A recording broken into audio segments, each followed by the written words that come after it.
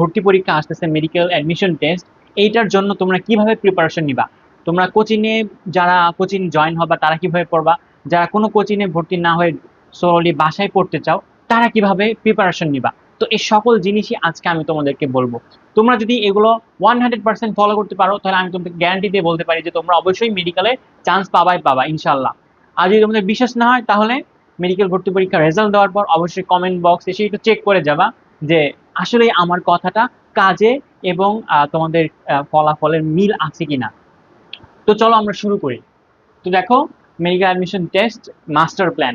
তো master plan কেন বলছি, এইটা যদি তুমি একদম 100% ইফোর্ট দিয়ে ভালো মতো পড়ো তাহলে ইনশাল্লাহ চান্স পাবা। তো দেখো দুইটা ক্যাটাগরিতে ভাগ করছি। তো বেশিরভাগ স্টুডেন্টে কি করে, কোনো না কোনো কোচিংয়ে জয়েন হবে, আর অল্প কিছু স্টুডেন্ট আছে যারা কোনো কোচিংয়ে আর কি অ্যাড থাকবে না। তো আগে মেজরিটি নিয়ে বলে নেই।